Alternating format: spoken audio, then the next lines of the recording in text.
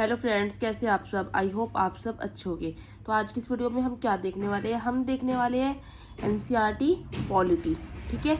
और क्लास कौन सी है, क्लास 11वीं की है। चैप्टर है आपका धर्मनिरपेक्षता। सिर्फ ये वाला चैप्टर जो है मेरी अपलोड करना रह गया था। नोट्स तो मैंने कब के बना रखे थे, बट ये है इससे पहले के चैप्टर मैंने अपलोड कर दिए हैं, बट ये मैं भूल गई थी। तो जब कमेंट्स आ रहे तब याद आया कि मैंने ये चैप्टर्स तो डाला ही नहीं है। ठीक है, तो चलिए आज ये चैप्टर हम देख लेते हैं और 11वीं क्लास की पॉलिटी आपकी कंप्लीट हो जाएगी। चैप्टर का नाम आपका क्या है, धर्मनिरपेक्षता। तो धर्मनिरपेक्षता का मतलब होता क्या है। देखिए, राज्य, राजनीति या किसी और गैर धार्मिक मामलों से धर्म को दूर रखे। ठीक है, मतलब कोई भी राज्य की बातें या राजनीति चल रही है या गैर धार्मिक मामले, उससे सभी धर्मों को दूर रखना।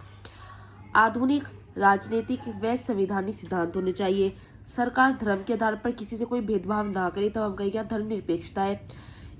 जो ये धर्मनिरपेक्षता है, इस शब्द का जो उपयोग है सर्वप्रथम जॉर्ज जैकब हॉलियक ने 1846 में दिया। किसने दिया? जॉर्ज जैकब हॉलियक ने। 42वां संविधान संशोधन जो होता है, उसमें जो है पंथ निरपेक्षता शब्द को जोड़ा गया था। कौन से संविधान संशोधन में? 42वें। ठीक है, पंथ निरपेक्षता मतलब कि भारत सरकार धर्म के मामले में क्या रहेगी, तटस्थ रहेगी। अब आ जाता है भारतीय संविधान में धर्मनिरपेक्षता।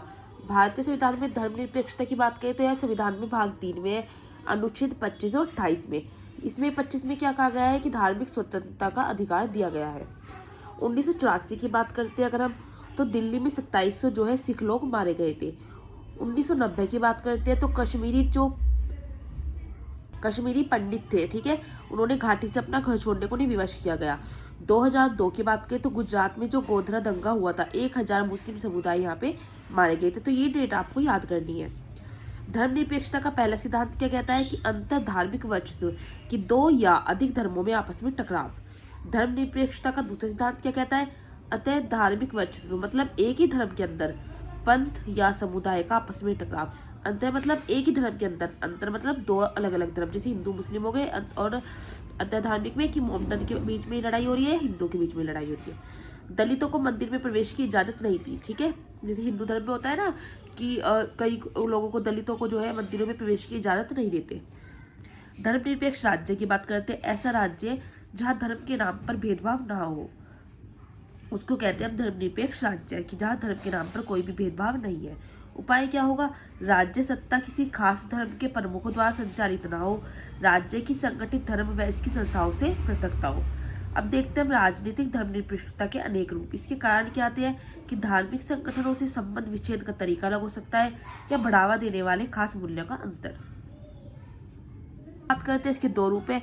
मुख्य धारा की पश्चिमी संकल्पना यूरोपीय मॉडल पर आधारित है और एक वैकल्पिक संकल्पना। धर्मनिरपेक्षता का अगर हम यूरोपीय मॉडल देखते हैं तो राज्य किसी धार्मिक संस्था को मदद नहीं करेगा। धर्म राज्य सत्ता के मामले में कोई हस्तक्षेप नहीं करेगी। राज्य सत्ता की नीति पूर्णतः धार्मिक तर्क पर नहीं होगी। धार्मिक समुदायों की गतिविधियां जो है देश के कानून के द्वारा होती है, तो भी राज्य सत्ता इनमें हस्तक्षेप नहीं करेगी। ये सब क्या, ये यूरोपीय मॉडल से लिए गए हैं। स्वतंत्रता व समानता की व्यक्तिवादी ढंग की व्याख्या करती है। राज्य व धर्म अलग है इस मॉडल में। किसमें? यूरोपीय मॉडल में। पश्चिमी धर्मनिरपेक्षता से भारतीय धर्मनिरपेक्षता की अब हम देखेंगे क्या क्या डिफरेंस है, में क्या क्या भिन्नता है। तो पश्चिम से अलग भारत में धर्म, जिंदगी का तरीका, आचरण संहिता और व्यक्ति की सामाजिक पहचान है। भारतीय धर्मनिरपेक्षता सभी धर्मों को सम्मान, जबकि पश्चिमी धर्मनिरपेक्षता पूर्णतः अलगवादी है। ठीक है, तो ये क्या है, इसमें ये डिफरेंस है।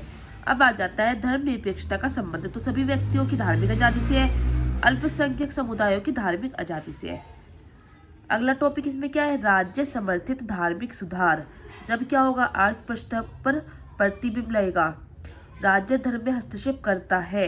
बाल विवाह प्रथा उन्मूलन, सती प्रथा उन्मूलन हो रही है, अंतरजातीय विवाह हो रहा है, 3 तलाक अपराध। ठीक है, ये सब कम हो जाएंगे तो राज्य में क्या होगा? धार्मिक सुधार भी सही होता जाएगा। भारतीय राज्य का धर्मनिरपेक्ष चरित्र बरकरार क्यों है? क्वेश्चन यहाँ पे किताब में आपको ये कहा गया है कि भारतीय राज्य का धर्मनिरपेक्ष चरित्र बरकरार क्यों है? क्यों? क्योंकि ना तो धर्मतांत्रिक, ना किसी धर्म को राजधर्म मानना, ना तो धर्मतांत्रिक और ना ही किसी धर्म को राजधर्म मानना। ठीक है, नेहरू जी का विचार क्या था कि स्वयं किसी का अनुसरण नहीं करते थे ये। ठीक है, स्वयं ही इन्होंने किसी भी धर्म का अनुसरण नहीं किया। धर्मनिरपेक्षता का अर्थ विद्वेष नहीं है। समाज सुधार के लिए धर्मनिरपेक्ष सत्ता धर्म के मामले में हस्तक्षेप कर सकती है। देखते हैं धर्मनिरपेक्षता की अगर हम बात करते हैं, सभी धर्मों को राज्य द्वारा समान संरक्षण मिलना चाहिए। आलोचना भी की गई है। इसकी आलोचना क्या है? धर्म विरोधी की धार्मिक पहचान के लिए खतरा है, पश्चिम से जो है आयत समाज जैसे या ईसाई से जुड़ी है, अल्पसंख्यवाद, संख्यक अधिकारों की पैरवी करती है, अतिशय हस्तक्षेपकारी अतिशय बहुत ज़्यादा उत्पीड़नकारी है, समुदाय की धार्मिक स्वतंत्रता से ज़्यादा हस्तक्षेप होगा, वोट बैंक की राजनीति, अल्पसंख्यकों को वोट पाने के लिए एक असंभव परियोजना, जैसे ऐसी समस्याओं का हल ढूंढना चाहती है जिसका समाधान है ही नहीं। तो सभी जो है धर्मनिरपेक्षता के बारे में आलोचना की गई है। ये हो जाता है चैप्टर कंप्लीट। अब मैं आपको स्टार्टिंग से दिखा रही हूँ। आपको क्या करना है, वीडियो को पॉज करना है, नोट्स बनाते चलने हैं, तो आपकी 11वीं क्लास की पॉलिटी कंप्लीट हो जाती है।